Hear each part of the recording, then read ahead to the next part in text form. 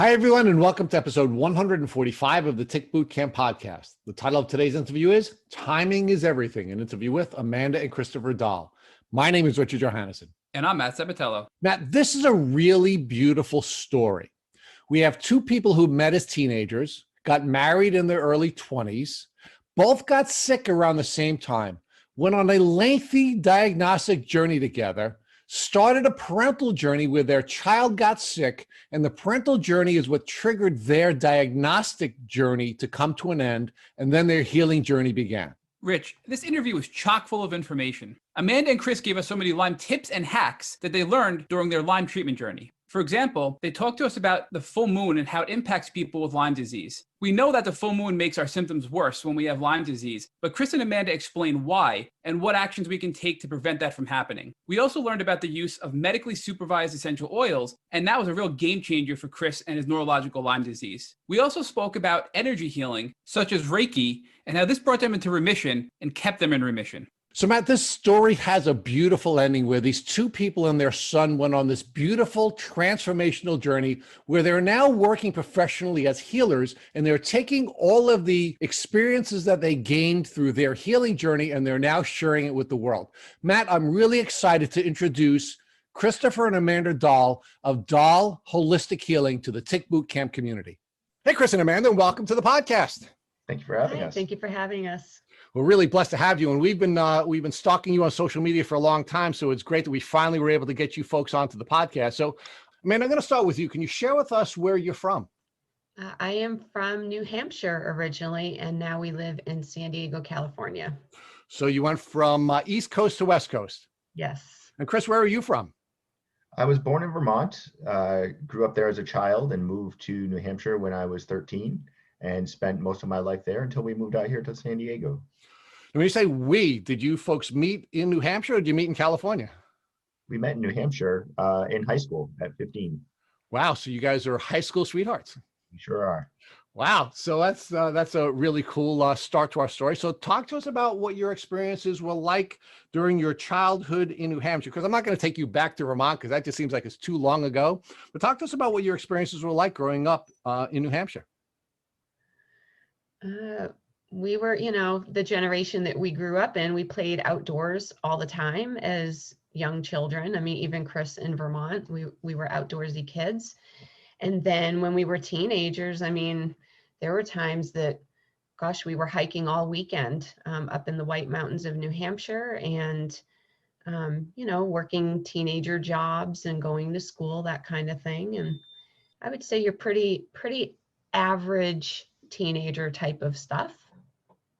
Now, did your educational experience in New Hampshire include any education about ticks and tick diseases? Oh, goodness, no, not at all. So when you guys were bouncing around and hiking in New Hampshire during your youth, you knew nothing about ticks and you knew nothing about Lyme disease? No, the only time that I read anything about Lyme disease was on a hike with my dad, actually. We had hiked Mount Tecumseh, and there was a sign on the trail that mentioned that there were ticks and be sure to check yourself for ticks, but I don't remember it explaining why. And the only reason why I know this is because I actually wrote about it in my journal because my dad and I were joking around saying tick check. But I had no idea, no understanding of why. That was pretty much my only exposure to it. And I don't even remember it now. I only remember it from reading it in a journal.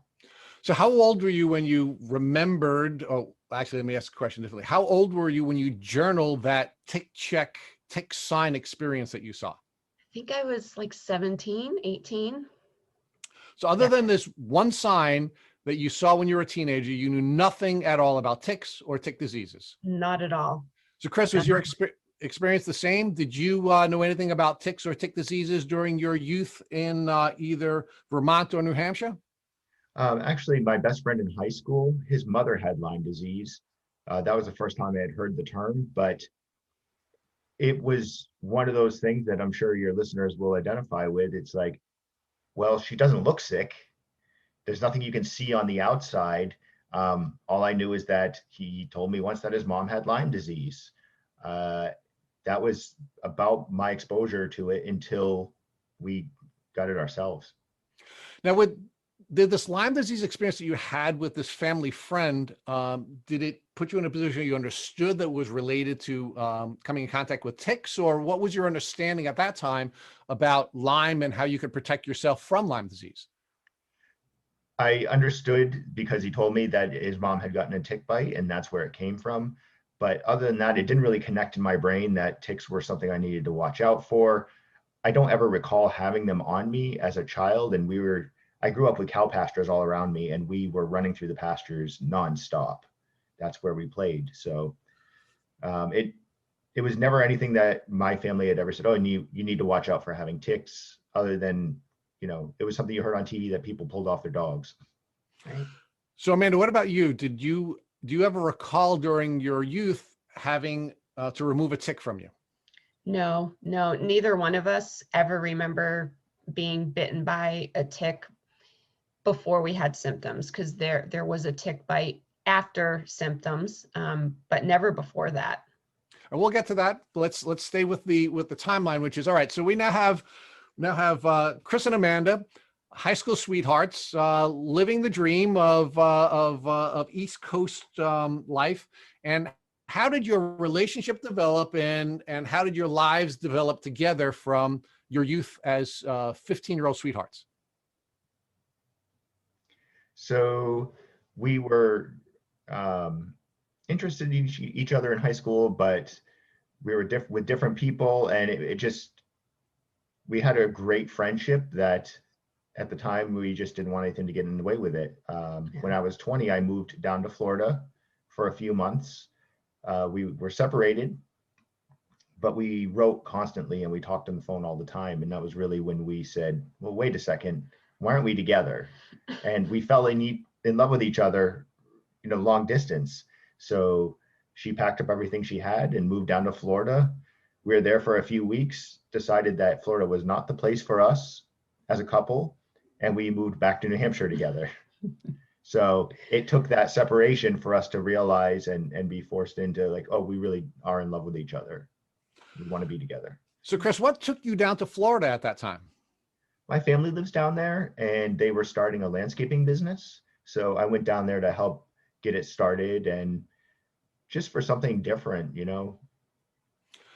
young, not knowing what I wanted to be when I grew up. So I said, well, I'll go down and try landscaping, try living somewhere where it's warm all year round and see what that's like. So Amanda, what were you pursuing at that time prior to joining Chris in Florida?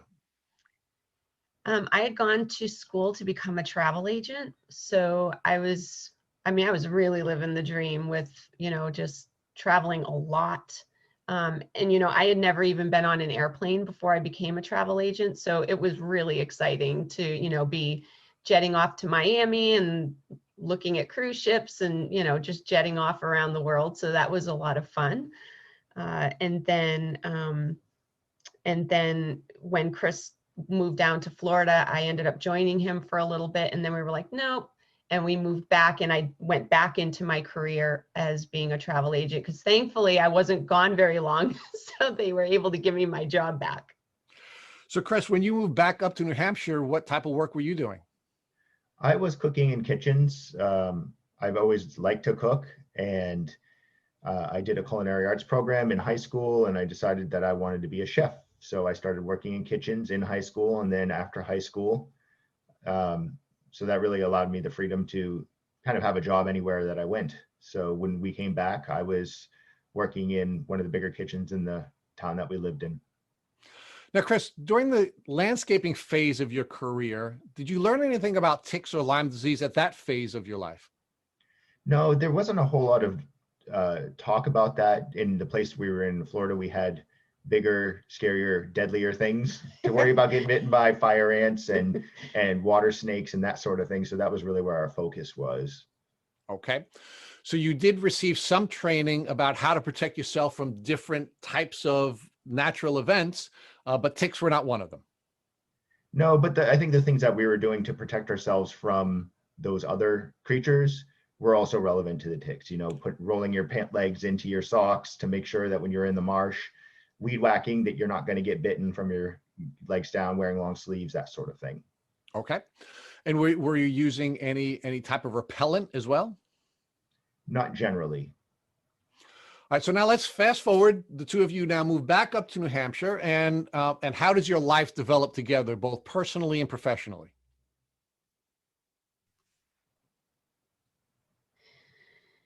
So when we moved back to New Hampshire, we, just kind of jumped into 20-something life, friends, working, traveling, that sort of thing. And then it wasn't too long after that I started to develop some symptoms that were pretty acute. And then everything just kind of went from there. And we didn't realize at the time that we were in a huge shift. But when we look back, we can see there was definitely a turning point that happened. So Amanda, you're the first of the two of you to begin to show the symptoms that you now know to be your Lyme disease. Yeah. Yep.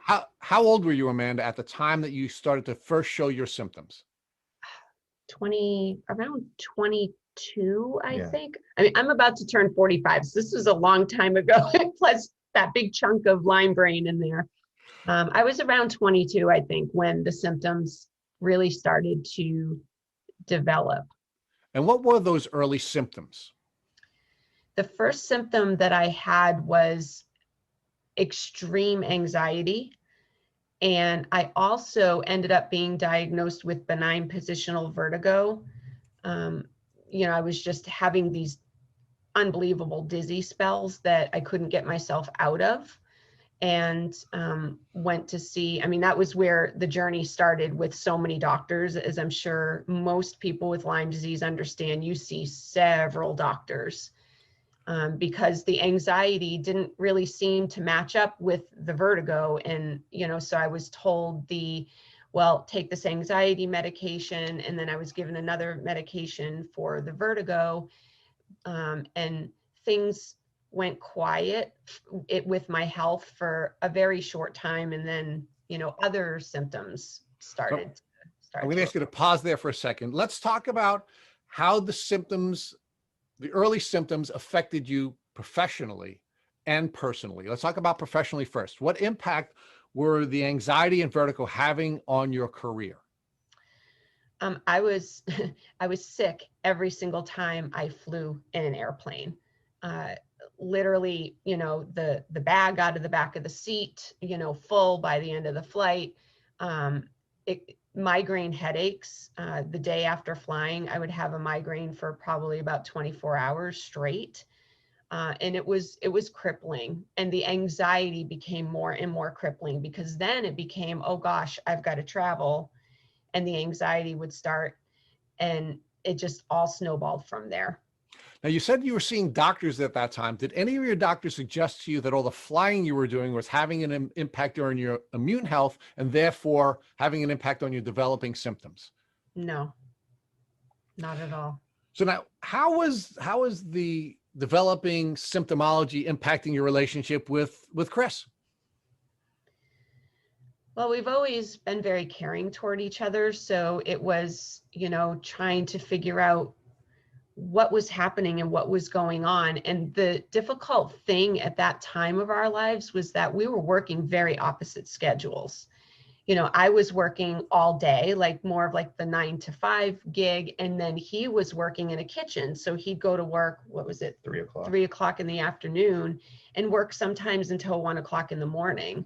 So for a long time, we were like ships in the night. So we weren't necessarily always seeing, like you do when you see each other inside and out every day. We weren't necessarily always noticing every nuance of our illness. So sometimes it was a kind of suffering alone kind of thing. And I think we both went through that at different times in our illness.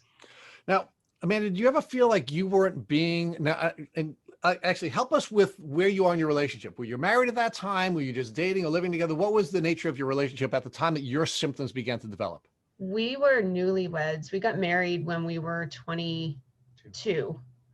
So we were newlyweds at that point. So it was a pretty bumpy start. because the illness just kind of hit right away, and things shifted pretty quickly. Like things in life had to change pretty quickly for both of us. Were there other people in your life who you believe were not understanding of the developing symptoms that you were suffering?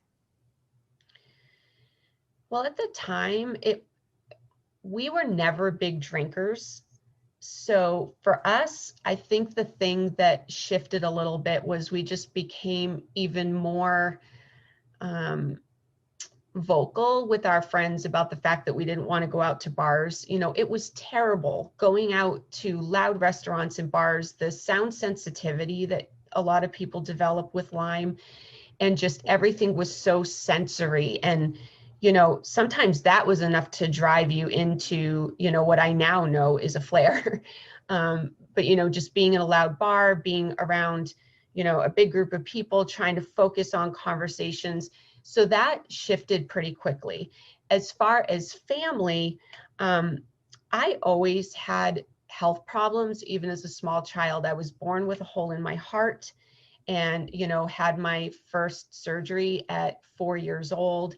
So, you know, for my family, it wasn't anything that they weren't used to for me to have health problems. It was just kind of like another round of health problems, except these problems didn't really tie into anything that I had experienced in the past. So that's what made it new. But I would say that my family remained understanding because I was always sick. Okay. So Chris, talk to us about how you were feeling about your new wife's developing symptoms. Were there some things about her developing symptoms that bothered you and led you to feel like, you know, she wasn't upholding her part of the marital bargain? No, not at all. I knew that she always had health issues as she was a child. And as we got older, even when we were friends, you know, I would take her to the dentist because she would have to take antibiotics. And the antibiotics would make her so sick that she would literally like start vomiting as soon as she came out of the appointment. So there were several times that I would take her to the dentist, just trying to be there for her. I knew that she had some challenges, but that was never a problem. I found it an honor to be able to care for her. So talk to us about how her symptoms developed and what changes you saw in your wife as she was getting sicker. You know, as you know, you and your listeners are probably identified with Lyme. It happens so slow that it almost sneaks up on you. So it was there almost from the beginning of our relationship. So it just became the norm. It's like, okay, well, I'm going to the doctor for this because I'm experiencing this. And I just tried to be there and be supportive of whatever it was that she was going through. Now, she went to a number of different doctors and she didn't get a diagnosis. Did you find that to be frustrating? No, because she did get diagnosed, just not with what the true symptom was. It was like, oh, we know what this is. This is this. So we're going to give you a medicine to help you with the symptoms of that. At that time, I didn't have a lot of experience with people being sick. Where I grew up, it was in a remote place other than, you know, our years together in high school.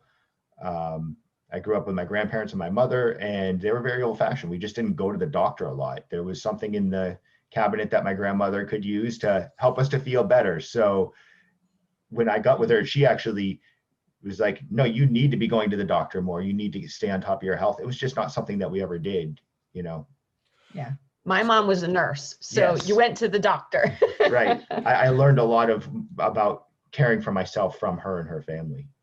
So Amanda, let's just sort of scope out the amount of time you were sick, but not yet diagnosed. When did you finally get your Lyme disease diagnosis? 2013. So how long were you suffering from symptoms, which you now know to be your Lyme disease symptoms, before you were diagnosed with Lyme? It was 18 years. Now, Chris, let's talk about your journey. When did you first start to show the symptoms of Lyme disease? It was not long after hers. My symptoms were different, but growing up, I was always an exceptionally thin person. When I graduated high school, I'm 5'11". I graduated high school, I was 129 pounds. I went into boot camp for the Army. I was in the Army Reserves, and on the way to go down and do my testing to get into the military, the recruiter handed me a gallon jug of water and said, start drinking this. I need you to be the right weight when you go down and test, because you're underweight to even get in the Army. So I was always very thin. Shortly after her symptoms development, 22, 23, I started working for a company servicing payphones, and I drove all around Maine, New Hampshire, Vermont, and parts of Rhode Island. And I started rapidly gaining weight. And I had always worked in kitchens before that. So I thought, well, maybe just because I'm more sedentary, I'm sitting in a car. But it was more than that. I went from around 140 pounds at that point up to 180 pounds within about a year. And, I've weighed more than that at times due to Lyme disease, but that was really the first big shift, that something else was going on. Now, I want to ask the two of you to pause for a minute at this juncture and give us some insight into whether or not you think you were both bitten by ticks separately in the same place, bitten by ticks separately in different places, or whether or not you believe one of you infected the other of you with Lyme disease. And I mean, I'm going to ask you to answer that question first. Well, that's like kind of the question that we've mulled over literally more than half of our lives now. But I think what we have felt, because when we look back, there was like little nuances, like even before we were starting to show symptoms, there were things that each of us had experienced separately, like with difficulty sleeping and different things like that. And I think that we both feel that at some point, one of us must have been infected, because when the more acute symptoms started to pop up, it was after we became sexually active with each other. So we've always kind of felt that one of us must have had this already brewing in our system and perhaps passed it to the other, only because we both started really having the stronger symptoms around the same time. And then, we weren't looking at it as Lyme disease at the time, but now that we know how the symptoms can mimic other health problems, like we realized, like, oh wow, we both started really kind of spiraling around the same time. So we feel that we must have infected each other, but we don't know who did what. So, Chris, do you feel the same way? Do you think that one of you infected the other, or do you think it's possible that because you were living in a tick endemic community that you were both bitten by ticks around the same time? We're kind of on the same page. I mean, we may both have had it dormant, and then that sexual activity reactivated in both of us. There's definitely some commonalities between us. But one of the things that we agreed early on is that it doesn't matter. We both ended up in the same place on the same journey for a reason together. And that blame doesn't help either of us to heal. Now, I do want to share with our listeners that offline you shared with us that you have a child who also has Lyme disease. Mm-hmm. And we don't want to go too deeply into his story because, of course, it is his story to tell. But if you could just generally tell our listeners about your son's journey with Lyme disease, when it started, and whether or not you believe he received his infection congenitally. Well, our son was actually instrumental in us getting our diagnosis. We certainly didn't know that we had Lyme disease when we decided to start a family. But when I became pregnant, it was the perfect pregnancy until 7 months, and then everything turned upside down. And my son, from the moment he was born, he's always been very, very sensory, especially to heat and cold, to sound, to bright lights. He cried a lot. He spit up a lot. Like he just never seemed comfortable. And when he was 8 years old, we always, because we homeschooled, we never pushed to go get a diagnosis, but we suspected that he had autism. And so when he was 8 years old, he did receive a diagnosis of autism. But what was very interesting was that the doctor that diagnosed him said, you know, he has autism.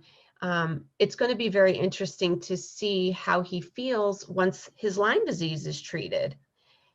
And we were like, what? So, so we brought him to a naturopath to help him. And she started asking questions about our health history. And that's when everything started to click. And we realized, oh, wow. And at that point, and I'll let Chris tell the story, but about his IGeneX test, but we had already been tested, but told that our tests were considered negative, because at the time with IGeneX, you needed 5 positive bands. We each only had 4. And that's a whole different part of the story. Yes. So let's stay with this piece for a little bit longer. So your son started to exhibit symptoms that you thought suggested that that he was managing autism, and as part of that, the doctor who was treating him identified him as having Lyme disease. Mm-hmm. Yeah, they did a test on him. The regular test that, you know, not a lot of people are shown positive for. The ELISA test. The ELISA test. He lit right up, and we were very surprised. This was his general pediatrician at the time, had hit on that because of some of the other symptoms he was having at the time. He would get these every 6 weeks. He would be down for a week, and he would just cough up this clear mucus, and he'd just be wiped out. He couldn't even get off the couch. So, you know, we brought him in and had a checkup, and they just did this test and it lit up, and we were like, wow, okay. And now we have somewhere to start. And that was really the beginning of all of our Lyme journey. So now, where were the 3 of you living at that time? Were you still living in New Hampshire, or were you living in California at that time? We still lived in New Hampshire. So it's important for us to just identify geographically where you were, because again, if we're to identify how each of you were infected, it is possible that all 3 of you were bitten by a tick because you were living in a tick endemic community, or it's possible that you 2 were infecting one another and your son was infected congenitally. So we still don't have a way of identifying, at least geographically, what scenario is most likely. We just know that all 3 of you are sick from Lyme disease. Right. And, you know, when we were working, we've worked with 3 different Lyme doctors for our son, and each one of them had indicated that they felt that there was a strong possibility that he had Lyme-induced autism. And that, you know, one of the doctors said, when you treat the Lyme disease, a lot of the symptoms of autism, a lot of the characteristics of autism that he's demonstrating will probably go away. And that is exactly what happened. I mean, he definitely still has autism. I don't want to make it sound like, you know, we're trying to cure autism or anything like that. But a lot of the things that he was having issues with went away once he reached remission from Lyme disease. So Chris, let's talk about your journey. How long was your journey between symptomology starting and your diagnosis of Lyme disease? Probably similar to Amanda's, between 18 and 20 years. And Amanda, how many different doctors did you see between the time that you first started showing your symptoms and the time that you were finally diagnosed with Lyme disease?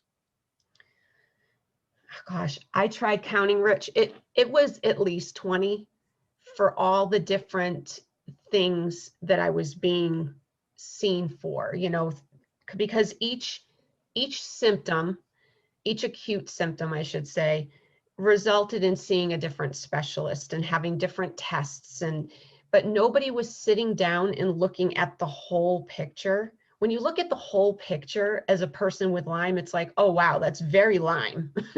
But nobody was making that connection. So it was this, you know, I call it the medical merry-go-round. I was on the medical merry-go-round of seeing this specialist and that specialist. And, this medication, this treatment, this test. And it was exhausting, as I'm sure so many people listening to this can identify with. So we actually call it the carousel of doctors here at Tick Boot Camp. So you're the daughter of a nurse. You have a lot of faith in Western medicine based on your culture and the way you were raised. How'd you feel about being on that carousel of doctors? Well, at the time, I wasn't looking at it as a whole body issue either. I was looking at it as compartmentalized issues.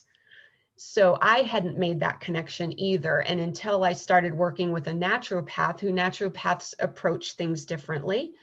They're very whole body approach, where allopathic doctors are very much whatever their specialty is, right? And I think that both types of doctors are extremely important. I'm not in the camp where I'm against one or the other, but nobody was making the connection at the time. And it was our son's naturopath, who was Lyme literate, thank God, that made these connections for us and started tying everything together for us. Talk to us about why you were willing to pivot from a traditional medical doctor to a naturopath. I think it's because when it comes to health, I've always been very open-minded. So for me, it was like, oh, okay, this is a new and exciting approach. Because honestly, Rich, at that point, I had already been, doing this whole thing with the doctors. Chris had already been doing it for different health reasons. And it just felt so good to have somebody say, yeah, all of these things are probably tied to this, especially where we had Lyme testing at that point and we were told that it was negative. So, I think when you're told that it's negative in the beginning, you don't do a lot of research yet. So we just didn't know how much it all connected. So Chris, let's talk about your journey.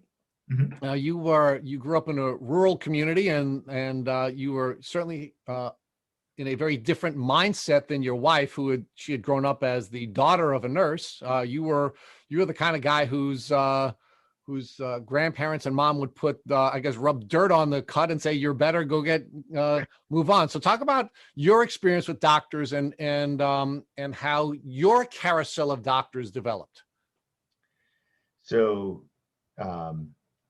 at 22, I was diagnosed with high blood pressure and went on 2 to 3 medications, which I've been on since. Not uncommon in my family.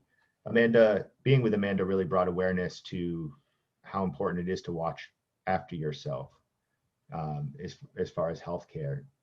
I literally grew up on an island in the middle of Lake Champlain. There was one doctor for the whole island, and that's who you went and saw once a year to get your checkup to make sure nothing was wrong. So we just didn't go to the doctors a lot. I lived with a single mom. I had a younger sister. The awareness just wasn't there. There was bigger things to worry about every day, paying the bills and having a home and all that. And that's where my grandparents really came in and helped take care of us. But being with Amanda, when I'd start to go see these doctors, and a lot of times, growing up that way, it was like, you're sick, well, suck it up, everyone gets sick. There wasn't a lot of compassion in that way. There's just not something that was common in my family. But as I would get sick, Amanda would say, you need to go see the doctor for that. I'm like, oh, okay, it's just a spell. And she'd say, no, you don't realize you've been complaining about this for 2 months. You really need to go see someone. So I got more into maintaining my own health. The weight gain that I had, I didn't put that together as being part of a chronic illness. I thought I just had a body shift, but also my allergies started getting really bad. And I went to see an allergy doctor and she put me on Flonase and other allergy medications. And so all these treatments just started compounding, and I was accumulating a pill box every day of things that I had to take. But really, when Amanda was pregnant with our son, that was a really big shift for both of us. As far as symptoms, her heart symptoms ramped up, but I started having really bad kidney symptoms, and she was 7 months pregnant. And I came downstairs ready for work. I worked for the cable company at the time. I was installing cable TV, and I got these sharp pains in my back. And I was like, oh, this doesn't feel right. And then all of a sudden I'm on the floor, and Amanda comes waddling down the stairs, very pregnant. And she's like, what's going on? And I said, I don't know. I think I'm dying. I feel like someone's knifing me in the back. It was so incredibly painful. So she helped me the best as she could to get into the car and brought me to the hospital. And I was passing a kidney stone, which I had never had before. And that became a big part of my life up until a couple of years ago. I frequently had kidney stones. And that was one of the things that came out of the Lyme disease for me, was these kidney problems. And it was a carousel of tests. I went to a nephrologist. I had a nuclear scan. I had MRIs. I had an arteriogram because they thought I had narrowed arteries. None of those things. Stent? You had a kidney stent? No, they were going to put in a stent, but they didn't, because what they thought was there, That's right. wasn't actually there. So much, you lose track. Yeah. Yes. But lots of doctors who said, I think it's this. And you go through all these diagnostics and they're like, nope, it wasn't that. I'm sorry. And it's like, well, where am I at now? You're healthy. There's nothing there. So Chris, you had 18 years of either no diagnosis or a symptom diagnosis. How many different doctors did you see during that 18-year window before you were diagnosed with Lyme disease? It was greater than 15. Yeah. Between specialists and my own primary care physicians. We did shift primary care physicians a couple of times because they would get frustrated. Towards the end of, right before I got diagnosed, we were working with a nurse practitioner, and I was going in and I was saying, I'm having these symptoms. And I would talk to people that would have very similar symptoms. And one was a coworker that had been diagnosed with MS. He was in the military like me. And I thought, well, maybe there was something I was exposed to in the military that could have potentially triggered MS. So I went to him and I said, I'm having all these neurological symptoms. I had tremor so bad I couldn't pick things up. I had brain fog. And I would just sit there, I'm a hobbyist in electronics and computers. And I would sit there and try to solder something, and my hand would be tremoring so bad that I'd put down the iron. I would just sit there and cry because I couldn't do things that I used to do. And so I went to him and I said, I have a friend coworker that has these symptoms that are very similar to mine, and he has MS. And he had given me all sorts of other tests. And he said to me, you know what, I'll send you for an MRI, but when this comes back negative, will you admit that there's nothing wrong with you? And that just kind of broke my heart. And I walked away kind of defeated for a moment. And Amanda was there and she was very angry. We get out to the car and she's like, don't you listen to him. We're not admitting anything. There is something wrong here, and we are going to find out what that is. So that was close to the end of seeing that doctor and moving on to the naturopath that we ended up that, initially our son went there and she said, yes, he has Lyme disease, but I want to look at mom and dad, because it is not typical that only the child has it and the parents don't have something going on, especially where you don't have an identified tick bite. Mm-hmm. And that was really the enlightenment for all of us. It was like, oh, yes, now things start to make sense. All of these symptoms that we've been chasing for 15 years at that point fall under this umbrella. Yeah. So Chris, I'm sitting here getting more and more angry listening to your story, because both you and Amanda got an IGeneX test early on in your journey. It came back not positive enough at the time, and then Lyme went out of your mind up until your child was born. So it amazes me that somebody was smart enough to think, let's use IGeneX, one of the world's top Lyme diagnostic labs, and yet just because it wasn't positive enough, it was put out of your mind by your doctors to not proceed with that course of action, or that down that road for a potential diagnosis. But now let's talk more about when your child was born, your son was born, and your son's doctor said, I want to focus more on you guys, the parents, and seeing if you have Lyme as well. What was that like for you when it was brought back into your mind that maybe you do have Lyme disease, despite this negative, quote unquote, test you got many years ago? Well, the IGeneX test had actually been probably within a year of when our son got his diagnosis. That was one of the last things that happened with this doctor that made that statement to Chris. You know, and when we went our son, she said, "Have you ever been tested?" And we said yes. And of course, like many of you that are listening, probably have the binder, right? The 3-ring binder of all of your tests and your blood work and your office visit notes. And I literally have a 3-ring binder for each of us. So I whip out the binder and I've got the IGeneX test results right there. And she looked at it right away and said, "Yeah, you have Lyme disease." So she was the one, like, knowing us for, I think we had been in her office for 45 minutes at that point, took one look at our tests and said, oh yeah, you have Lyme disease. And I said, "Well, how can you diagnose us when all of these other doctors said no?" And she said, "Where there's smoke, there's fire. You have 4 positive bands." She said, "I don't care if they say that they need 5. She said, "I can diagnose you off of symptoms. And between your symptoms and between the bands that are positive on this test, I can tell you that you have Lyme disease."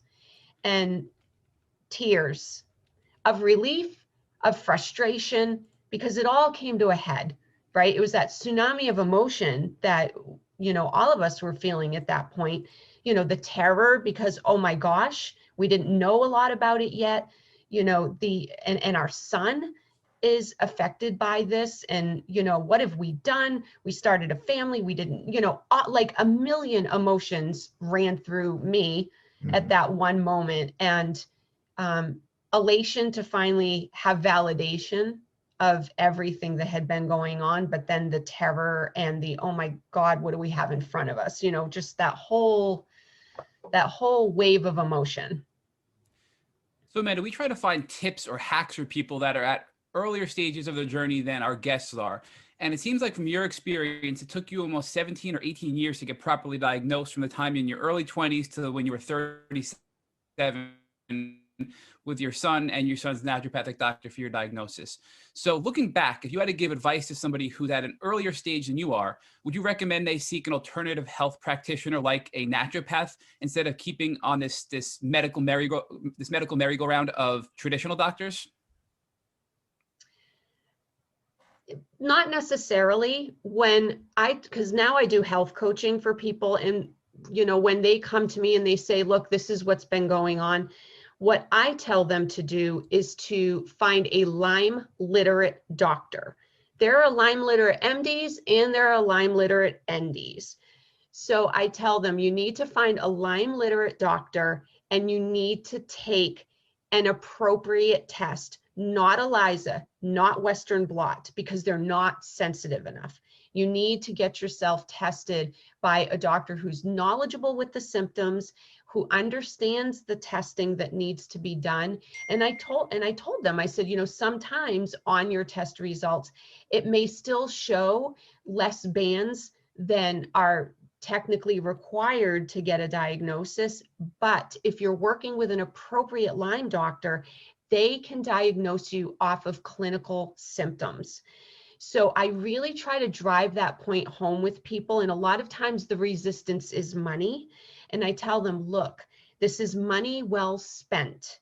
Get this done, because you don't want to be sitting here in 6 months and you're in the same spot. Or like what happened to us, years go by and you're in the same spot, feeling even worse, right? Even more lost. And then you find out all along it was Lyme disease. So I would tell people, definitely get to a Lyme literate doctor. There are resources for it. I'm sure Tick Boot Camp probably has resources listed somewhere to get an appropriate test.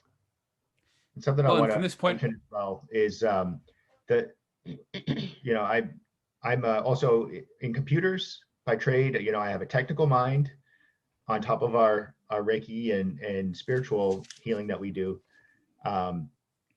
One of my first questions was, that test came back negative. How can you possibly diagnose us? And she gave me a great response, which was, Chris, you've been sick for so long that your body's given up. This test is a test for antibodies.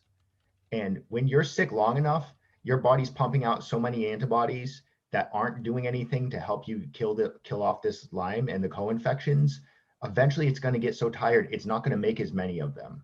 So that really hit home to me. So if you're listening, you've been sick for a really long time, please don't give up. Find that doctor that's going to help you between the test and the symptoms, get the diagnosis that you need and you deserve. And Chris, that's such an important note for our listeners, because we have so many people come to us on a regular basis and say, I have a negative Lyme test, or I have a Lyme test that's showing that I have some bands, but not enough bands to be positive. I can't possibly have Lyme disease. And it's simply just not true. And so many people are misled for years by that misinformation. And I think from what both you, Chris, and Amanda, you have been through, you guys are able to properly guide people based on your experience now in your health coaching business. And you are a perfect example. And I'm sort of jumping ahead here, but you've been through it, you've entered remission, and you've remained in remission by changing your lifestyle. And I think that's something that many people need to understand and learn once they have Lyme, that once you start to get better, you can't revert back to your old unhealthy lifestyle. And I know I'm jumping ahead, but I think that's an important part to mention here.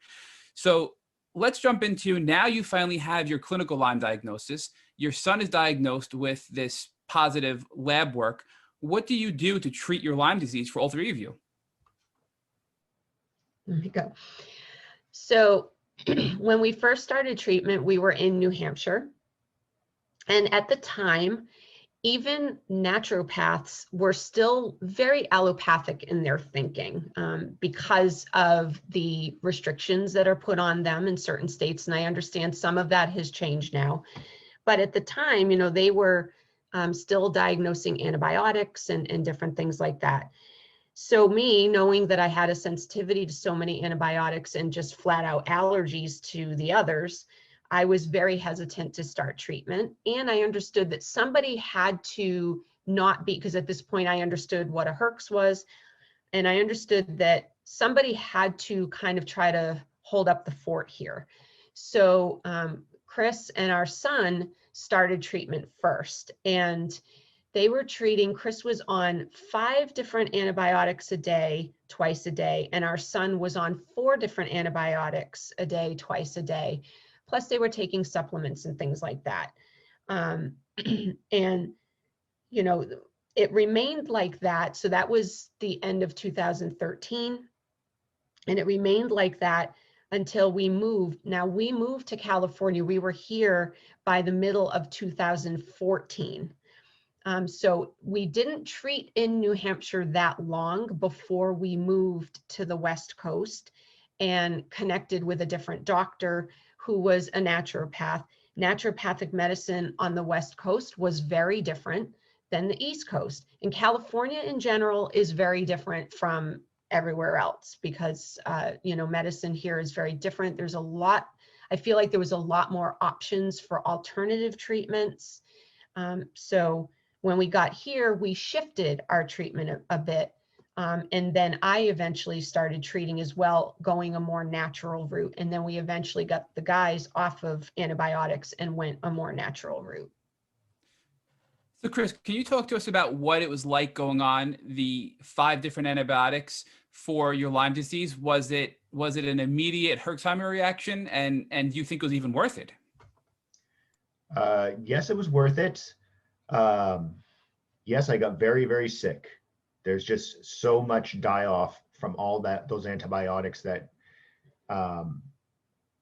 you just can't do enough detoxing when you're taking that much stuff. But I also was seeing improvements in other parts of my life. So yes, I felt run down. I felt like I had the flu all the time. Sometimes I would get nauseous and vomiting, but also my cognitive functions were improving. My body aches were starting to go down. So there was a little trade. And as you know, there's these cycles that go on as the life cycle of the Lyme in your system goes through its own life cycle. So you have some days that are great and some days that aren't very good at all. my good days were becoming more frequent, and they were better than my quality of life had been for so many years before. So being on that, I don't regret it. When we switched to the more natural alternatives, I found it much gentler. It was at points stronger, but for me, I think I needed the journey with both types. And what would you say about your son's journey? He was on 4 antibiotics. Do you think his situation was the same as yours, that it was necessary, but it was sort of, he was going to feel worse before he started to feel better? What do you feel, Amanda? It's hard to say because he does have autism, and the way autism manifests in him is that sometimes he can't, he doesn't know what is normal and what's not normal. And I think for him, he had felt not great for so long that he didn't really understand what was happening, to be perfectly honest. And so I think that that was hard for him. There were a lot of tears. One of the symptoms that he would have quite a bit was some chest pain when he was on antibiotics. So I think that it affected his heart and his circulatory system a bit. And when he was first starting treatment, it really seemed to flare that up. He would tell me all the time, "Mommy, I'm having strong tingles. And he'd kind of curl up and crunch up his face. And that's really hard as a parent. And he had that reaction to the And then sulfate drug. that was, talking about a pivot point, that was a pivot point for all of us, because one of the antibiotics that he went on, at this point, I slept with him every night. Chris slept alone. I slept with our son because he had such a hard time sleeping. Sometimes children will report seeing images and, going through their vision. And he was reporting that he was seeing people standing at the end of his bed at night. And, that he wasn't sure about that. And, he had a hard time sleeping. He would very often have a fever. And this was after treatment started. So one night he woke me up and he was hitting his chest and he was saying, "I can't breathe. I can't breathe." So of course we were terrified and, rushing him to the emergency room. But the turning point in all of it was that I immediately prayed to God and I said, "Please help us get through this. I will spend the rest of my life helping people to heal from this. If you can just help us get through this night." And we went to the hospital, and of course that was a fight, because we explained why he was on these antibiotics, and the emergency room physician proceeded to print out 38 pages of information about Lyme disease, which, if you're in this world long enough, you understand what that information was, right? 30 days of antibiotics and you're cured. And he's also spotted from head to toe. He had a rash from head to toe because he was having an allergic reaction. And of course, here come the steroids, but it was a life or death at that point. So he was on a nebulizer, he was having steroids. We were trying to calm his system down so that he could take a breath, and thank God, everything worked out with that.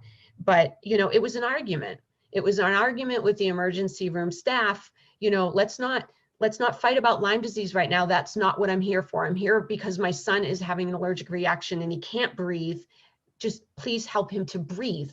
Lyme disease and fighting about 30 days of antibiotics for Lyme disease is not what I'm here to do with you today. So that was a turning point, because when I made that promise to God, I had no idea how I was going to do that. At that point, I was working in a hospital, in a diabetes clinic. I wasn't a health coach. We weren't energy healers. Like, we didn't even know that life existed.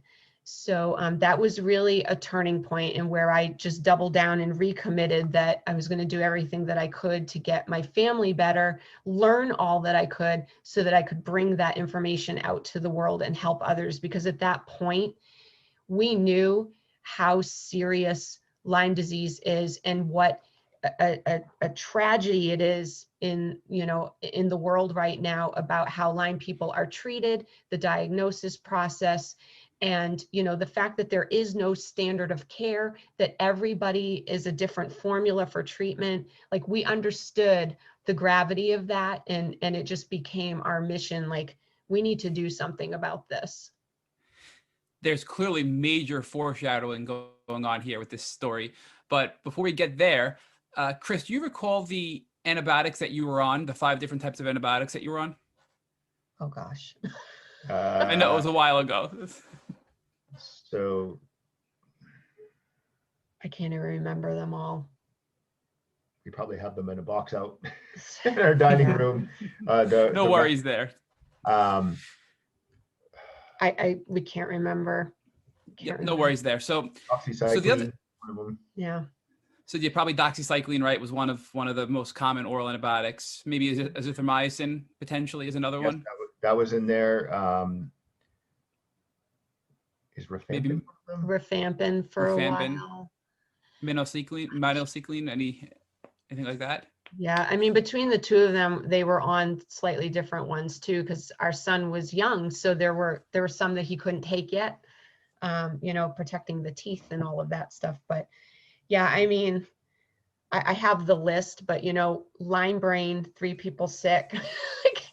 I can't remember that far back. I apologize. No, I totally get it. So, Amanda, from your perspective, you didn't go on treatment because you were focusing on your husband and your son.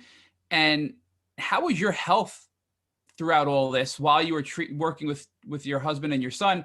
And what caused you guys to move at that point and uproot your lives to move to LA? Well, we moved to San Diego. I'm sorry, San Diego. Oh, that's okay. So what happened was we had been to San Diego before, Chris and I, and we really loved it. And in 2013, we came out on a vacation. We brought our son with us, and we just needed to get away. I mean, we were in the throes of just such a nightmare, and we just wanted to pretend that we were normal for a little while and go somewhere where we didn't have to worry about, walking on the beach and getting bitten by a tick, right? So we came out to San Diego, and Chris and I, deep in our hearts, we really wanted to move to California. We had loved it when we had visited back in 2011, but we determined that we weren't going to treat it like a mission to figure out if we were going to live here. We just wanted to treat it as a vacation. But then our son threw us for a loop because we had a fantastic week out here, and we all felt so much better. It was amazing, just the difference in climate and being able to be outside and not have all of that fear in our system. We all felt really good at the end of that vacation, just to have a break. And when we were at the heading to the airport, we had stopped to put gas in the rental car before we returned it. And our son said, "Do we have to go back there?" And Chris and I just looked at each other. We were like, that's it. So that's what really kind of pushed us to make the move out to California. Yeah, I'll never forget. At the time he was having a lot of rage issues, Lyme rage. Yeah. And he came out and he was just so happy. And sorry, it's going to make me teary. I know. But he said to us, "I think California cured my anger." And we looked at each other. We're like, we need to be out here. It's all right. I'm a mush as well. I've already cried twice, so that's okay. So if you can, and I know it's a sensitive subject, if you're comfortable speaking to us a little bit more about Lyme rage, because we didn't learn about Lyme rage up until, the last few months, and about how severe it really can be. And many people often ask us, what is Lyme rage? How do you recognize it? And what are some things you can do to help alleviate Lyme rage? So can you speak to those points? Well, I don't know that Amanda ever really had it. Our son did, and I had bouts of it. It is just this intense, irrational anger about things that normally would not anger you. I'll tell you one moment that sticks out in my mind, and I don't know if I've even shared this with Amanda before. Um, you know, as part of this whole journey, I went on anti-anxiety medications, antidepressants, ADHD medications to help, just so I could be awake and functioning. And I was working on getting our house ready to move, working down in the basement, and I felt this rage come on. And Amanda had done our pillboxes, because it was so complicated to figure out how you balance all these medicines and the supplements so they don't step on top of each other. And I'm working down there, and I started to get angry. And then I thought to myself, I wondered, have I been taking my anti-anxiety medications? And then I had this thought in my head that Amanda was purposefully not putting them in my pillbox just to mess with me. And I just started getting so mad, and I started throwing things around the basement as I'm working down there. And it just came out of nowhere, and it was stronger than I had ever felt before, like angry over nothing. And it wasn't true at all. I had to go up and check my pillbox. I'm like, oh, they're there. And so it was just moments like that where things would it's just a rational rage. And our son used to get it really bad. And being, even when he was a younger child, would become uncontrollable with his rage, and nothing could calm him down except time. Yeah. So let's talk more about the pivot from the antibiotic cocktails you were taking to the more natural approach, which then I believe all three of you started the natural approach once you were in San Diego. Sure. Yeah, so when we started working with the doctor out here in San Diego, we had, at that point, we had kind of they had hit a plateau where, I would say they were still having more lousy days than good days, but things had gotten a little bit better, but they weren't progressing at all. So this naturopath worked with us. Well, she got me on a treatment to start. And then she also started to shift Chris and our son off of antibiotics and start to shift to more natural things, and putting a focus on gut health and detoxification, because those were things that hadn't been addressed before. It really hadn't been imparted on us how important it was to pay attention to gut health and have a strong detox protocol to go along with all of this. So there were some pieces that were added, and then that's when we started to see, we were coming out of that plateau and moving forward again with the healing. So now talk to us more, though, about what these natural treatments were specifically. Do you recall what combination of antimicrobial and then immune boosting and gut healing supplements you were taking?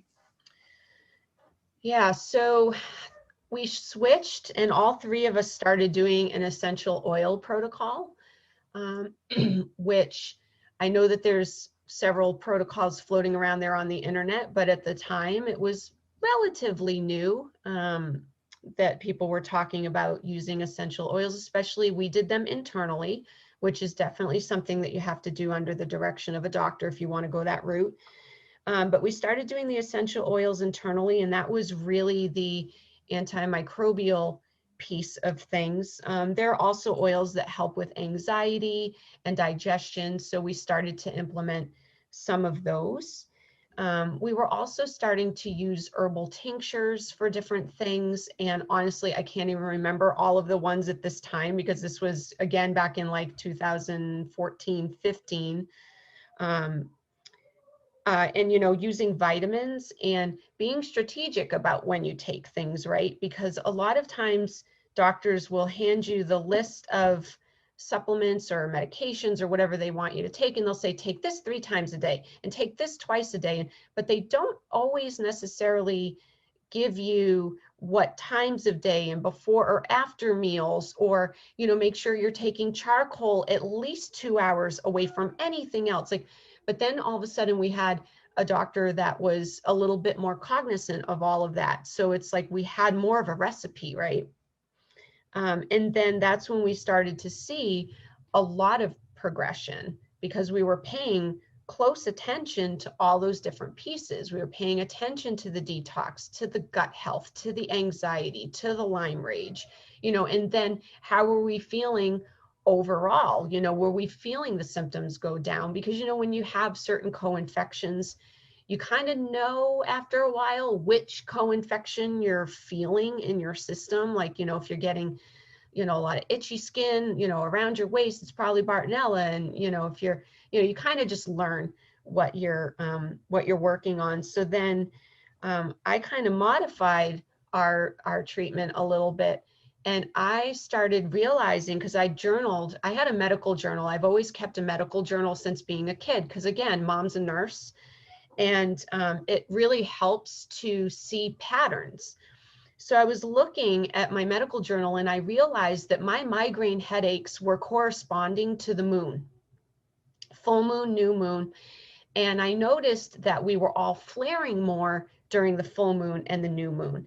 So I actually modified our schedule so that we were doing a lot of the killing, the antimicrobial, the heavy duty treatments a couple days before the new or full moon, through the moon, and for a couple days after. And then on the alternate weeks, we were focusing more on detoxing and supporting the system. And the reason why I got the idea to do it that way is because I figured everything is active when the moon is doing its thing. So if I can target these bugs when they're moving around in the system and when they're super active in the system, I'll have a better chance at killing them off, and then focusing on the detox on the opposite times, getting it out of the system. And it was amazing how well this worked for all of us. I mean, literally, it was 2 to 3 months of doing this cycle, and we hit the point where we were having many more good days than bad days by kind of following this kind of treatment idea, which I now use with a lot of my own clients. So, man, I just want to make sure that I understood that correctly, because we always see on social media and in DMs and in just direct communications we have with people that the full moon really impacts Lyme. So I think what you said is, I want to recap that, is the full moon makes Lyme more active in your system. So that's when you want to actually go in and kill it while it's out, and then detox when it's not a full moon to help rid your body of all the die-off and all the toxins from the die-off. Is that essentially what you're saying at a high level? Yeah, exactly. So we were working on a 4-week schedule. So it'd be, but for the new moon and the full moon, we would really hit it hard. We'd start a couple days before. So you really have to pay attention to the lunar calendar. So a couple days before, and then all during, and then for a couple of days after. So it was like a 7-day cycle, but the new moon or the full moon be right smack in the middle of it. And then on the opposite 7-day cycles, we would still treat, but much lighter. And we would really hit on the detoxing so that we could get all the dead stuff out of our system, rebuild the system, and all the while following the right diet, water, no alcohol, all those things at the same time, of course. But we really found that cycle worked really well for the 3 of us. And another great tip that I heard in that previous statement was, you can be taking all of the right things, but if you're not taking them in the right timing or order, it cannot be effective for you. So for example, if you take a binder too close to a treatment or a supplement, that binder can pull all that out and make it less effective. Yes. So I think it's another important part that many people don't think about during their treatment journey with Lyme disease. Yeah, absolutely. And and another one, just if people are curious, another one is glutathione. So often people are told, take glutathione. It's so important to take glutathione. There's a couple of tips that I give my clients with glutathione, and if you don't mind, I'll throw them out here. Yes. Glutathione, it's something that is best taken about an hour before you eat anything in the morning. And I really like the liposomal glutathione. You can put it under your tongue. Doesn't taste super fantastic, right? It doesn't smell great. A lot of us know that. But put it under your tongue, hold it for at least 10 to 20 seconds, and then, you know, you can go ahead and take a sip of water or something if you need to. But it's a big tip that I give people if they wake up in the morning and they've got that awful brain fog or they've got that headache. The glutathione is going to start to knock that down. The other thing about glutathione is that it can give you some energy. So a lot of times if I'm working with a client, and I typically only work with clients if they also already have a doctor, it doesn't necessarily have to be a Lyme doctor, but a doctor to go back and get their scripts from. But I'll look at their treatment schedule, and sometimes they're told to take glutathione before bed. And I'm like, oh, no. And then they're telling me that they can't sleep. So I'm like, okay, let's shift your glutathione in the morning before you eat. And then let's also do your glutathione maybe a little bit before lunch. Let's not take it in the afternoon because we've got to try to get you some sleep. You know, you're up until 3 in the morning, right? So those are the types of things that I look at when I'm looking at somebody's medications and supplements that they're on. You know, a lot of times it's really a matter of finding the perfect timing to take things, you know, and, you know, like with binders, don't take them within 2 hours of other things. And it can be tricky, right? Because sometimes we're on, you know, a medication schedule that requires us to take things sometimes 5 different times during the day. So you have to really perfectly time things out. And it's one of the things that I do with people is I help them figure that out. And, you know, and I tell them, you know, let your doctor know that, you know, we're just going to shift this up a little bit. We're not taking anything away. I'm not diagnosing, treating, prescribing, but we're shifting a little bit to give you a better outcome with your treatment. So this is really helpful because not only do you want to focus on a protocol that works best for you, but you have to sequence that protocol and you have to be aware of the interactions of that protocol with each other. Otherwise, it may not even work for you. Absolutely. Absolutely. And sometimes, you know, people will come to work with me and they're so frustrated because they're like, I've tried everything. I've done everything, you know, and I'll tell them, okay, do you have the Tupperware tub with all of the things that you've been on that you throw it in the tub because you say it didn't work? Okay, I want you to send me a list of everything in that tub. I want you to send me a list of everything that you're currently on. And this is how I explain it to people when it comes to treatment. Treating Lyme is like being handed a big wad of locks, padlocks. They're all padlocked together. It's a big ball of padlocks. And then you're also handed a huge ring of keys. You have to figure out which lock takes which key, but also in a particular order, right? So it's tricky. But when you have somebody who's been through it, like Chris and I have, you know, we can sit down and we can say, okay, you know what? This is the lock that you need to do first, right here. And then do this one, and then add in this one. And like, we can help people kind of sort through all of that, because sometimes it's not that a particular treatment, medication, or supplement isn't going to work for you. It might be that it wasn't the right time for that supplement. So going back to glutathione, when I first started taking glutathione, it was a disaster for me. It did not work well for me. I felt like it made everything worse.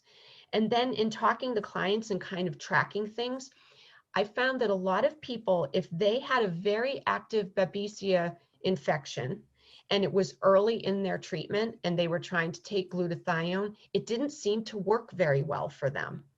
But after knocking down that Babesia infection a little bit, they could add in glutathione and they'd feel a lot better. So sometimes it was just a matter of timing for that supplement.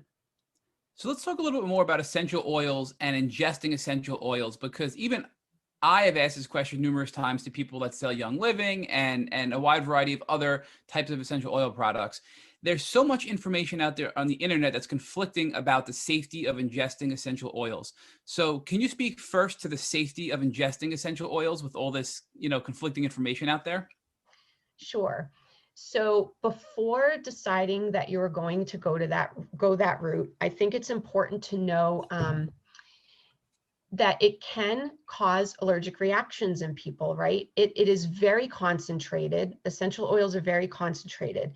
So if you are continuously exposing your body to essential oils internally, you can cause your body to have allergic reactions. So if people have mast cell activation syndrome, you've got to be very careful, right? You really want to consider that. When we decided to try essential oils internally, we didn't have those sorts of issues with mast cell, but also we had to really weigh things out, because the way we looked at it is, we were on some of the pharmaceuticals out there. They have what's called a black box label, right?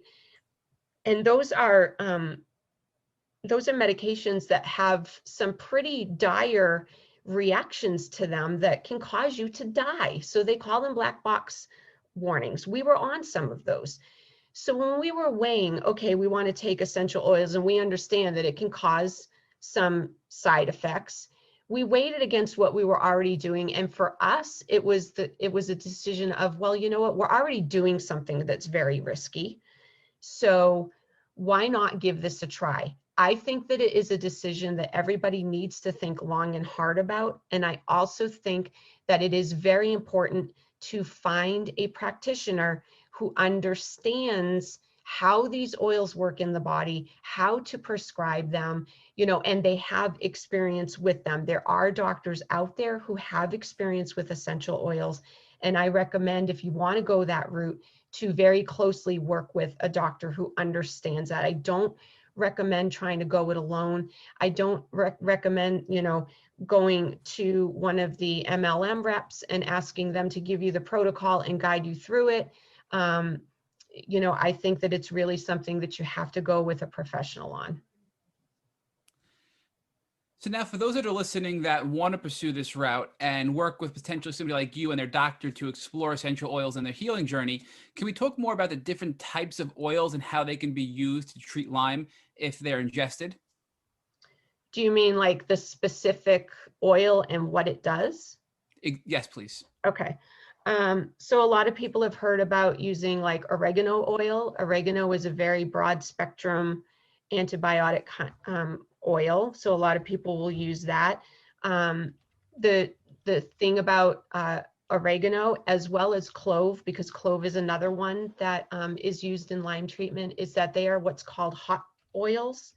So you have to make sure, I always tell people, eat a couple bites of food, then take the oil internally. I put them in veggie caps, okay? Put it in a veggie cap, take it, and then continue to eat. So that way there is something in your stomach to help absorb the oil so that it doesn't, burn your esophagus. It doesn't harm the lining of your stomach. Oregano is broad spectrum. Clove is, that helps with what's called quorum sensing. So clove will actually slow down quorum sensing. So that means that all of these microbes that are in the body, it makes it harder for them to talk to each other to say, hey, let's reproduce, right? So it kind of isolates them. So that way, when things like the oregano get to it, it kills it and it slows down the ability to replicate and continue to grow in your system. So that's why clove is part of that treatment. Melaleuca is another one, or tea tree oil, that people take internally because that helps to keep down candida or yeast. It's an antifungal. Peppermint is one that's commonly used, and that helps not only with biofilms, for those of you who understand like that biofilms form in the body, but it also helps to keep the digestive system a little bit calmer. Frankincense is one that's typically used because that is a really good oil to help with inflammation in the body. It's common for people to use frankincense. Do we use Melissa? Melissa oil is another one that that one is an oil that's known for its antiviral properties. So if you're somebody who has Epstein-Barr or some of the viral illnesses that can come from Lyme disease, Melissa oil is one that is typically used for that. I mean, I can go on and on. Am I missing any of the big ones? Well, the one that we used a lot, and every oil company seems to have their variant doTERRA's is called On Guard, Young Living is called Thieves Thieves, Oil. yeah. It's like an antibacterial, antiviral blend that Yeah. really works well. And we also use that in between, if you're starting to get a cold or something, Right. it just helps your body knock it down because it's got several different oils in it that have been blended for just that. But as Amanda said, you really need to work with a doctor. Don't just go out and buy these oils because you found it on a forum somewhere that this worked for someone. We both have had experiences where you take those hot oils and it's like, wow, my stomach is on fire. Yeah, you have to because be they're careful. very, very strong. Mm-hmm. So Chris, we have heard so many people contact us directly about using Thieves to help in the Lyme healing journey without any of these disclaimers or cautions. So I think it's really important that people be aware of the use of essential oils to help in healing from Lyme, but understand the potential risk factors and working with somebody who's knowledgeable about them like you guys, and also working with their doctor to utilize them as one of the options to treat their Lyme disease. So do you feel that essential oils were a helpful tool or an important tool in your Lyme healing journey?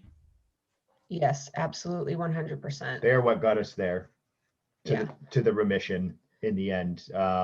We did the dance of different antibiotics, and while that did have a place in our healing journey, the essential oils was absolutely what got us over the line, because a lot of the oils have the ability, especially, Matt, you can identify with having neural Lyme. A lot of it's hard to find those antibiotics that will pass that blood-brain barrier. Mm-hmm. And when you're having severe neurological issues, it's like to have a day where you're free of those is such a blessing. And the oils have that ability. Their molecules are small enough where they can cross that barrier.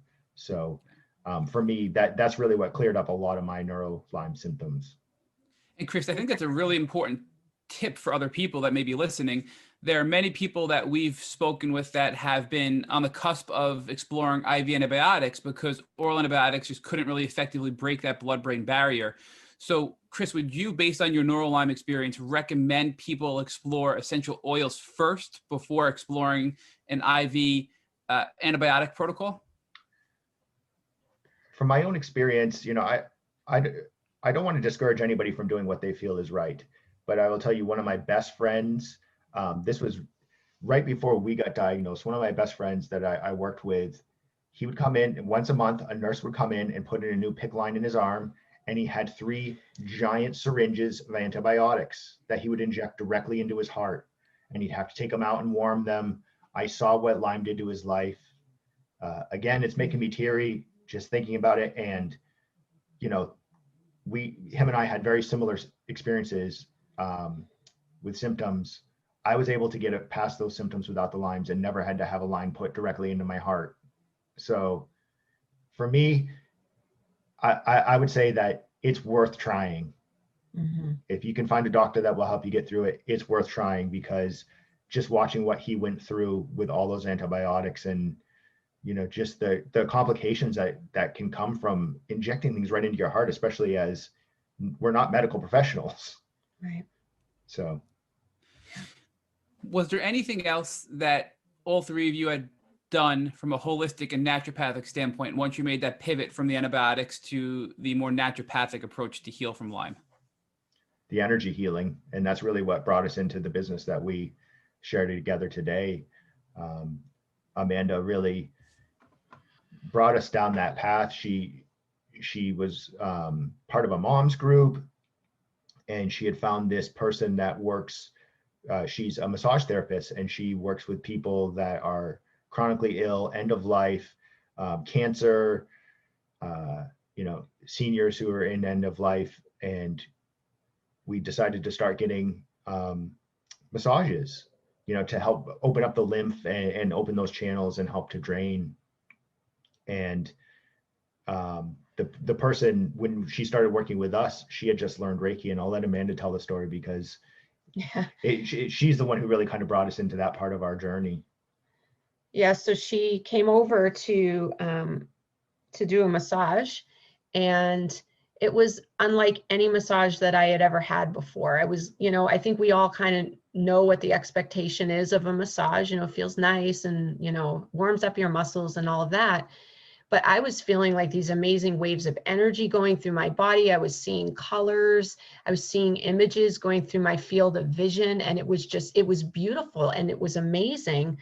But the other really amazing thing that happened was while she was doing whatever it is she was doing, because I didn't know at the time, I actually it felt like a spigot opened up on the back of my neck, like a water spigot, and all of my brain fog just disappeared. It like drained. It felt like it was literally draining out of my brain. And I was like, what is happening? I mean, she literally just had her hands on the top of my head, and I had never had a sensation like that before. And I mean, I laid down for that massage, and there were times that I couldn't remember my own name.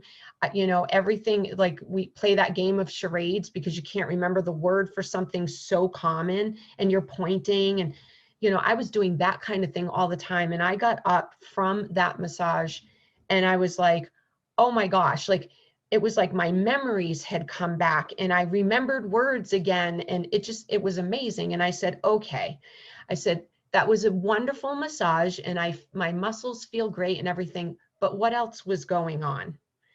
And that's when she explained, oh, you felt that. Well, I was doing some Reiki at the same time.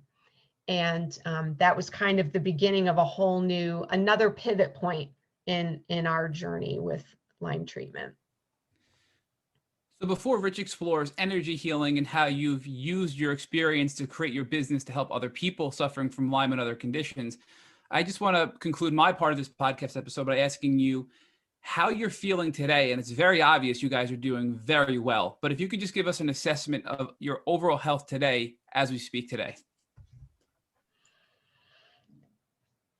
I mean, I'll speak for myself first, but I feel better than I ever have. I mean, being a child that was born with a heart problem and just always feeling kind of worn down. And then, you know, as a teenager, having, you know, new issues start to ramp up and having this whole Lyme journey. And I can honestly say that I feel better than I ever have, you know, I think that the gift that Lyme has brought to our lives is a gift of trusting ourselves, listening to ourselves, you know, being our own advocates, which I know so many of us have to learn in this journey, but also just not being afraid to live a little bit differently. You know, I mean, our 20s weren't the 20s that you would see for average people in their 20s.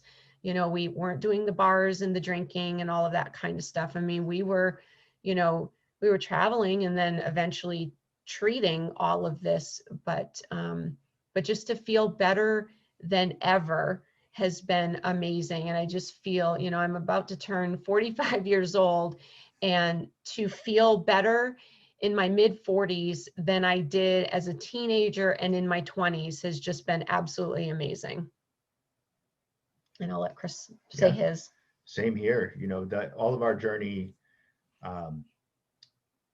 it was very healing, and then not just from Lyme, but, you know, from trauma, from being younger, and it just all culminated into the peace and the health that we have now. And the true blessing in it is being able to have compassion and share that with people going through the same thing, and being able to show people there is a light at the end of the tunnel. Absolutely. We know how dark those days are, where you just, you know, the complete honesty, there are days where you wake up and you're like, I woke up again. Can't do it anymore. I have to do this another day. Yep. How many more days can I do this? And now every day is a blessing to wake up and to be excited to live again. And that is a possibility for everyone listening to this podcast, I promise you. So, but Chris, talk to us about that spiritual journey. There was this point where Amanda promised God that she was going to change her life and she was going to help other people if God helped you and your child through the challenges that he was facing at that moment. So talk about that calling and how that impacted your lives and your careers. Well, Rich, I could say that, you know, it was probably before we had come out here with our son. I remember having this pivot moment. It was after those instances. Amanda and I, we took our son to go get some ice cream. It was in the summer. It was a hot day, and we're driving over, and I just looked at her, and I had this this intuition. And I looked at her and I said, I don't know how I know this, but I'm here to do something bigger. And I can't tell you what that is or what that means, but it just occurs to me that God has something special planned for me. And, you know, she just kind of smiled and said, yeah, I feel that. I feel that too. And little did I know that that was not an I, it was a we. But that was, you know, we had started our Lyme treatment. I was starting to have better days, you know, even just being on the antibiotics. And around that time, I started having more and more intuitive gifts coming in. And we had this moment where we came back from California the second time from our vacation. I was trying to finish up a college degree that I had started. And Amanda said, you're just gonna work on that college degree. We're gonna finish fixing up the house. And then as soon as you're done with that degree, you know, we'll see what we can do about moving out to San Diego. So I graduated from college in my late 30s. That weekend, it was Mother's Day weekend. I put together my resume. I sent it out there. By Monday, I had a job offer that paid me more than double what I was making in New Hampshire, because we didn't know how we were going to afford to live in San Diego. Everyone's like, it's so expensive. The cost of living so high. Are you guys crazy? We're like, oh, yeah. Even if we have to scrape and work 2 jobs, each of us, it's going to be worth it. And then it just happened like that. And we're like, whoa, this is the start of something big. This is more powerful than us. You know, God really wants us to be out there because he's making it so easy. And within a matter of 6 weeks, we were in California, and we had put our house on the market. We were out here living the dream that we had always wanted to live. So that's kind of where it started. And then just being open to how that journey unfolded. You know, Reiki came into our lives.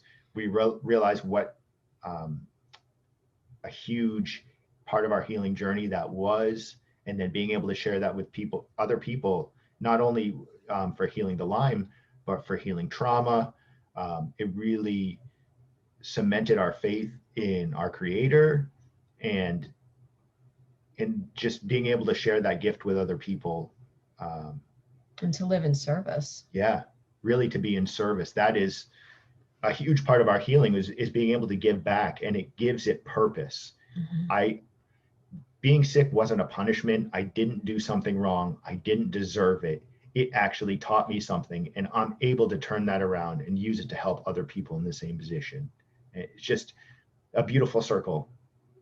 So, Amanda, talk about how you answered your call. You made the promise to God that you were going to help other people. Talk about how that changed you professionally. Well, as soon as I was able, I went and took Reiki classes myself after having that amazing experience on the massage table, and, you know, realizing that there is a missing piece to healing. And I think that when we have chronic illness, we focus on the physical, we focus on getting our bodies to feel better. And we were hovering, I would say like 85% better maybe, but there was still that little way to go where there was still a couple of days a month where we weren't feeling great, you know, still some of that, a little bit of anxiety, a little bit of depression, just because, you know, you go through a mourning period after going through all of this, like, oh my gosh, what just happened, right? And I recognized that there was definitely a missing component in the healing journey, because we work on the physical and sometimes we even work on the emotional, right? Because so many times we're told literally that we're crazy. You know, we're told to take anxiety medications, or, oh, maybe you should go talk to somebody, you know, to go to see a talk therapist. And I think all of those things are incredibly important, but there's also an energetic component to healing. You know, we carry so much in our bodies. We all have blockages in our body that prevent us from being able to heal. Those blockages are in the form of past traumas. They're in the form of anxiety that ends up manifesting into something physical, you know, but we all have those blockages. And when I started to learn, well, I started experiencing Reiki on a regular basis for myself, and it really accelerated healing. So Amanda, can I ask you to pause there for a second? Because Sure.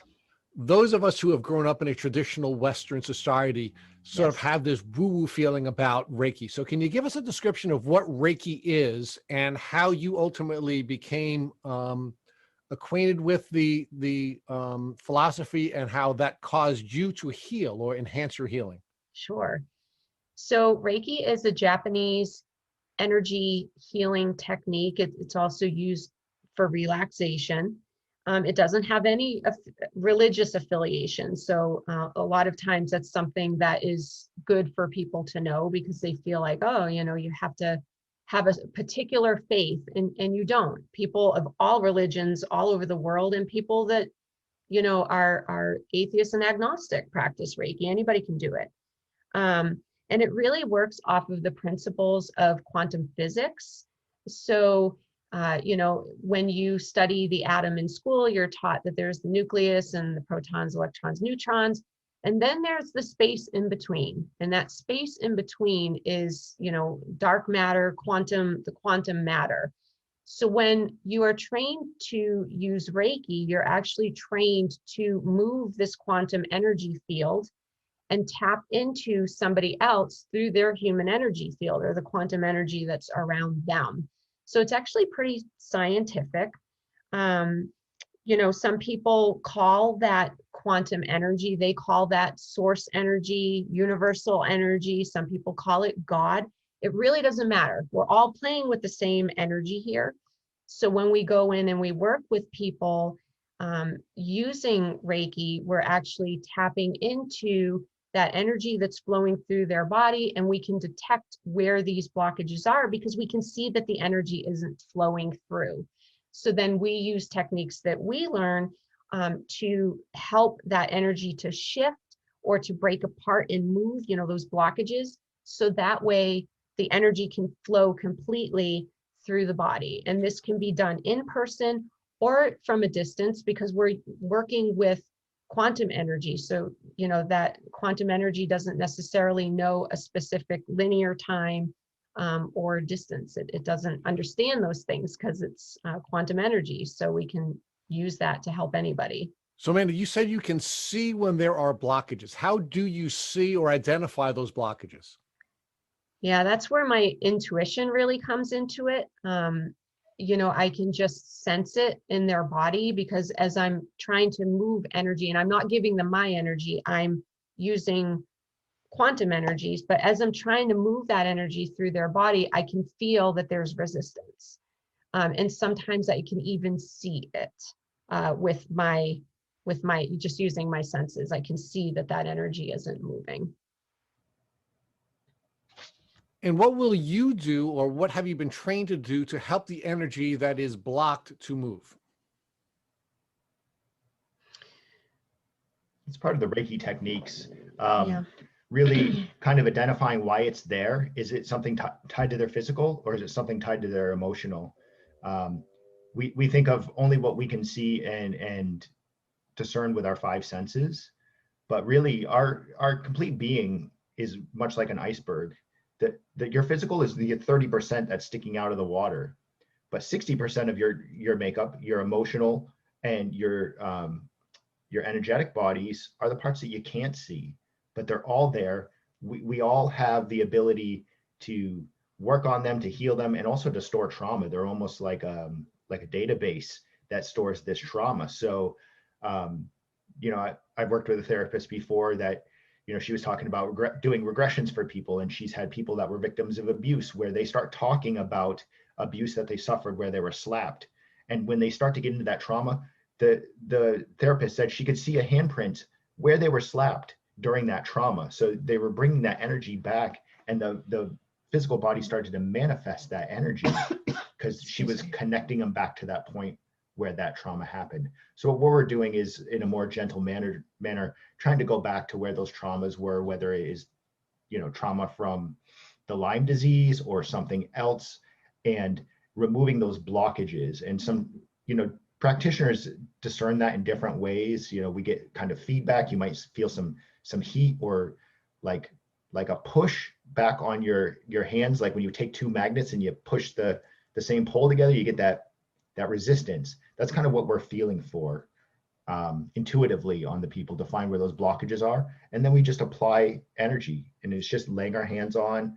We do a brief meditation that starts the energy flowing, and we just put energy in there until we can feel that resistance is gone. Now, you folks have had a lot of success on your healing journey. And as a consequence of the success that you've had, you've decided now that you now have to serve others so that they can shortcut their journey. Talk to us about how you're doing that professionally. So what I've done in the last few years is, not only have both of us become Reiki masters, but I've also learned biomagnetic therapy, which is kind of bursting out into the world here.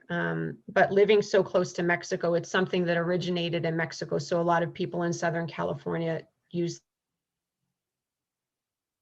this therapy. And I went to school to become a holistic health counselor so that I could work with people and give them suggestions and recommendations of what to do with the more, the herbs and the supplements and medications and things like that.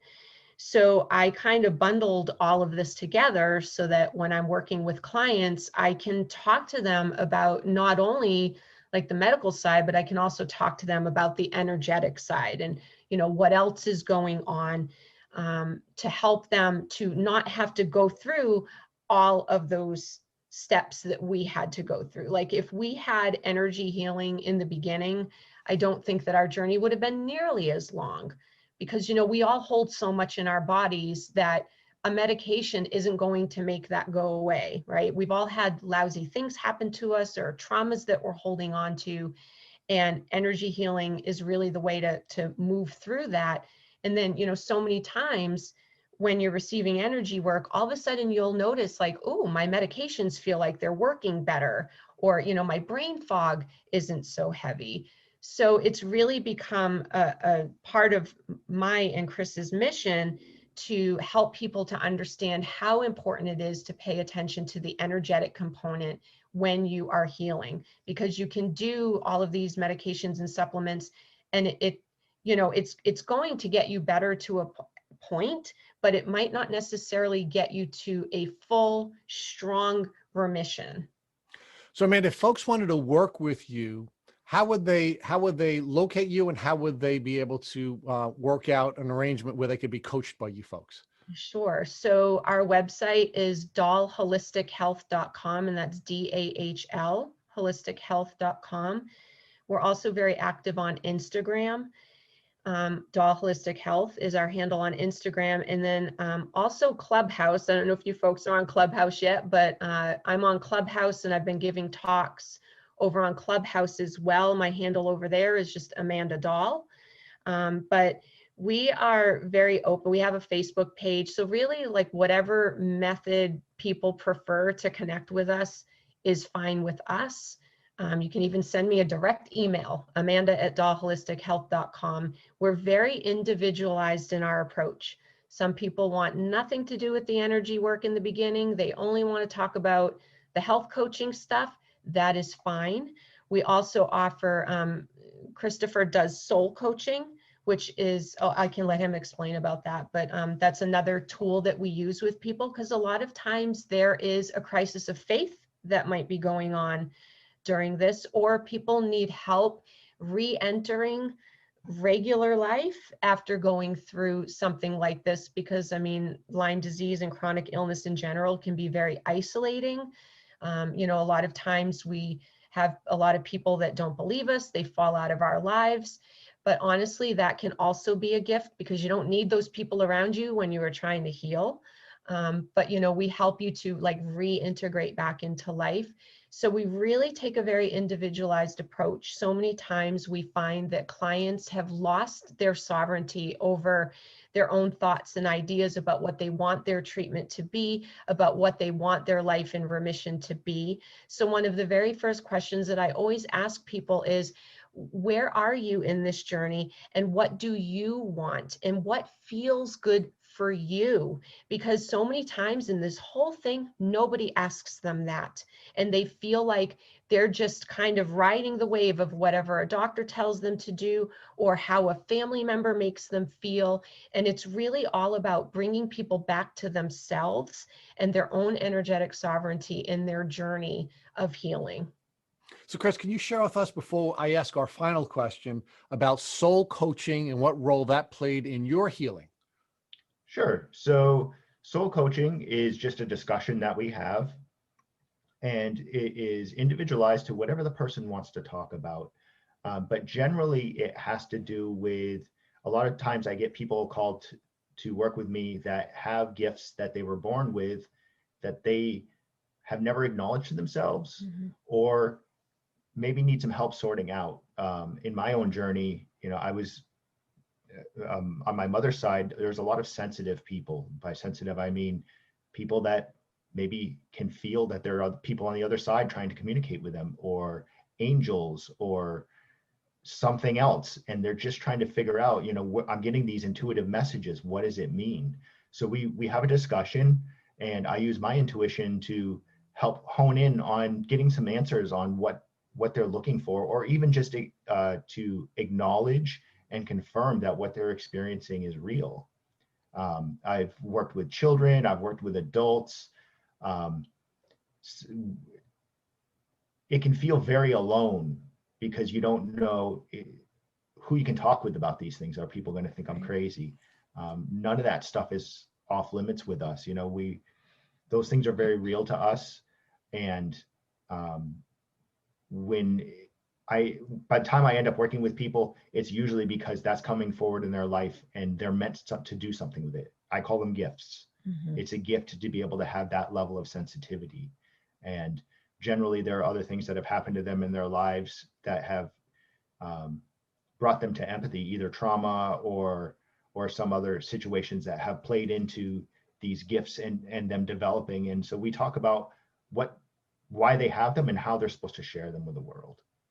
So I'm going to ask the two of you for one final gift, because you've gifted many, you've given many gifts to our listeners today. But I'm going to ask you for one final gift, and that is, if God forbid somebody in your family walked up to you right after this podcast and had a tick biting them on the arm, what would you recommend that they would do so that they wouldn't have to go on a chronic Lyme disease journey? Want me to take this one? Please. First thing that I would do is I would recommend for everybody, you should have a tick removing tool in your house, okay? Keep one in your car, keep one in your purse. I mean, I know it sounds really, radical, but you have to be able to properly remove the tick from your body. And then I would send it to be tested, because that can give you some peace of mind to know, like, if that tick tests with something and maybe you're not showing symptoms yet, that's going to give you a lot of knowledge. So remove the tick.